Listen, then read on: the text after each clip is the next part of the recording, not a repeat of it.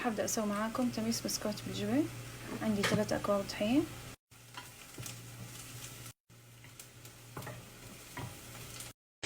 معلقة صغيرة سكر، معلقة صغيرة خميرة، معلقة صغيرة ملح، معلقتين صغار حليب بودرة، نص كوب سمن. طبعا اذا ما عندكم عجانة او محضرة عادي افركوها باليد، لازم نخلط ويصير عندي القوام رملي. شايفين كيف القوام رملي؟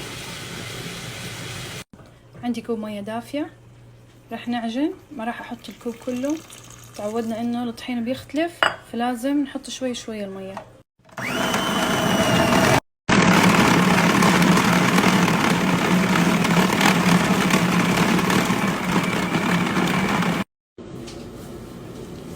كده العجينة لمت معايا، اخذت الكوب كامل.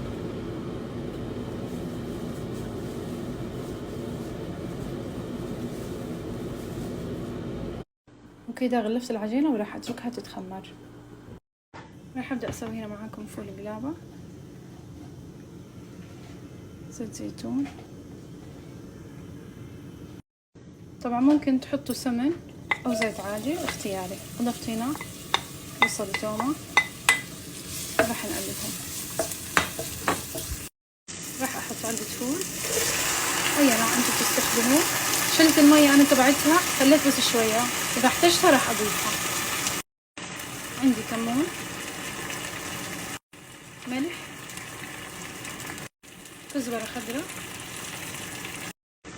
راح اهرس المكونات كلها سوا واتركها تتسبك. اذا حسيتوا انه جامدة كتير ضيفوا لها شوية مية، او حضيف كمان انا المية اللي شلتها من الفول.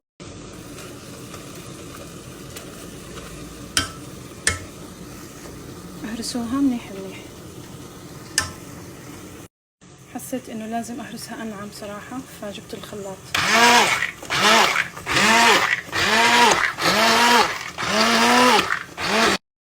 شوية جامد، راح اضيف مية.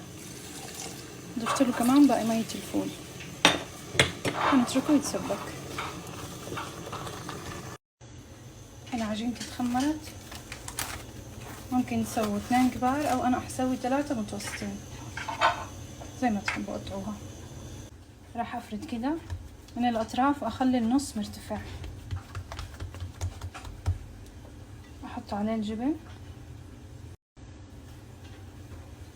بعدين اقفل بهالطريقة.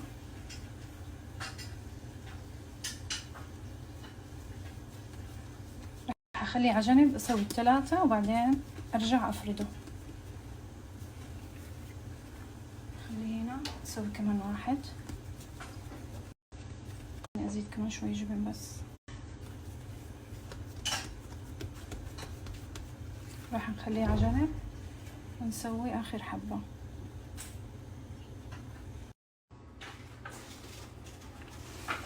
لا تضغطوا بقوة عليه عشان الجبن، بس مجرد فرد.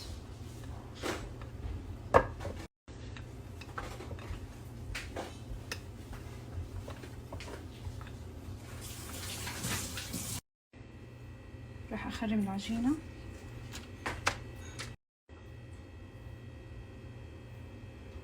راح ادهن زيت زيتون، وراح ارش حبة البركة وسمسم،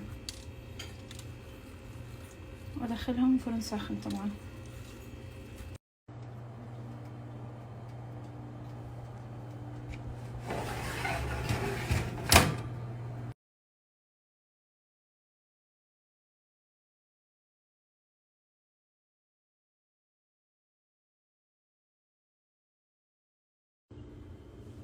راح ازينها بشوية كزبرة كده،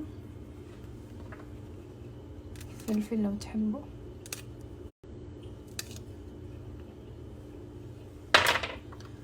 وعندي هنا طحينية مع ليمون وشوية مية،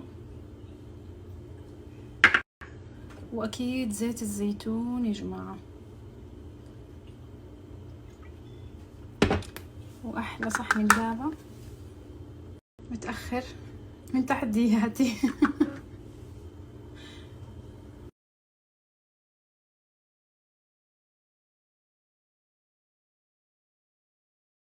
والله بيستاهل التعب. ألذ صحن قلابة، تميس بسكوت بالجبن من تحت دياتي. هنا الكلام الصح. بيشهوا يا جماعة، بيشهوا. شوفوا لي ما شاء الله، شوفوا كيف من جوا مليان جبن يا جماعة، بيشهي. وبسم الله نجرب، وبالعافية.